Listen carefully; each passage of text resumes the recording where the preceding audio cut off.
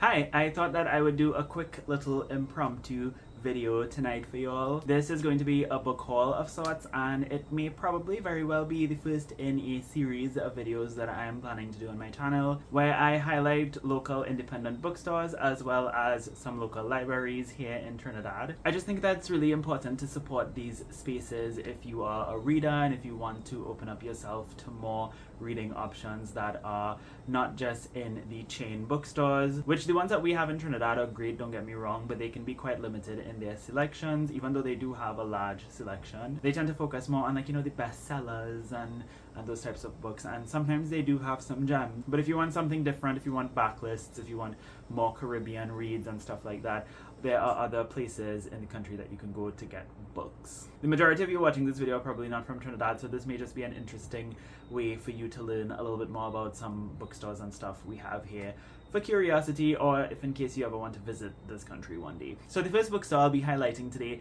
is a bookstore that I frequent like every few months or so. I really love it. It's a used bookstore in St. Augustine, and it's called The Old Bookshop, and it's right off the main road in St. Augustine. It is one of my absolute favorite bookstores. It's really small, and the books are all sort of like cramped up into the shelves, but I feel like that adds to the charm of the store. They have a really decent variety of books that tend to be more backlist, and they are usually very cheap and in really good condition. I've gotten lots of really great books from them over the past couple of years. In fact, A Thousand Splendid Suns by Khaled Hosseini, which I read recently and absolutely loved, I actually got from that bookstore the last time I went. So I'm really excited to share with you what I got this time around. So the first book I got there that really caught my eye was Klara and the Sun by Kazuo Ishiguro. This is an interesting one. I had sort of had this on my radar for quite some time, and then I kind of forgot about it. It came out like 2 or 3 years ago. But after I saw it in the bookstore, I was like, okay, I definitely want to get it this time. And from what I understand from reading the back summary, it seems to be about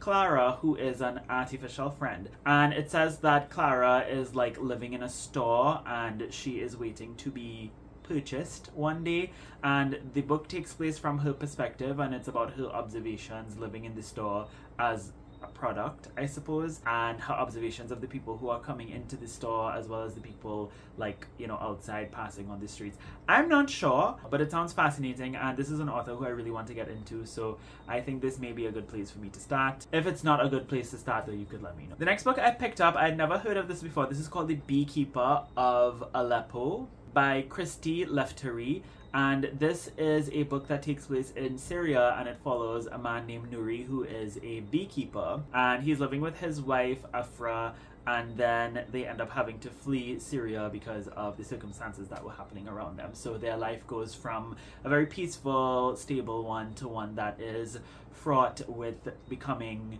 refugees in Britain, I believe. I also picked up The Roundhouse by Louise Erdrich. Now, this is an interesting one because I really liked Louise Erdrich's book, The Sentence. That's the only other book that I read from her like 2 years ago, and I wanted to read something else from her, and this book, as well as I think it's The Night Watchman, which I also have, and then there's another one that has to do with like birds. Right, it's called The Plague of Birds. So those are the books of hers that I hear about the most. So I always told myself, like, if I ever come across any one of those books, I'll probably pick them up. So I came across this one and I picked it up. Don't ask me what it's about. I tried to read the back summary, and I mean, it tells you what the book is about, but it just goes into a lot of detail without really telling you anything. So this might just be one that I just dive into and enjoy for what it is. I also picked a book from another really famous author. They had like a stack of his books on the shelves, and they had like 3 copies of these. So if you're from Trinidad and you want to go get a copy of this book, you could probably go ahead and do that. And this is My Grandmother Asked Me to Tell You She's Sorry by Fredrik Backman. Now, I've been hearing about his books for a really long time, and I hear about this one the most, along with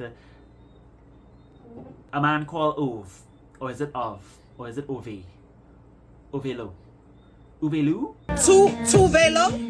Period. Tuvelo.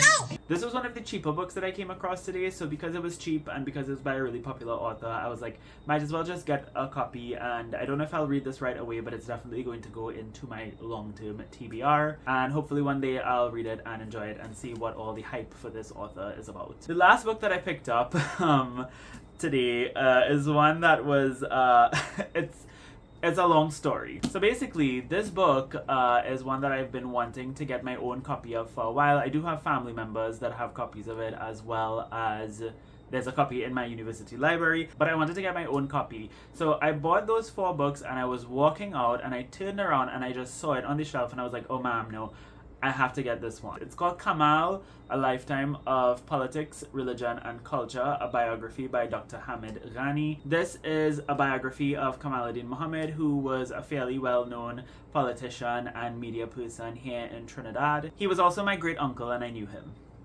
So that's definitely one of the reasons why I've always wanted to get my hands on this book. I've seen it around, like I've seen family members. I think my parents had a copy as well, but I don't know what they did with it.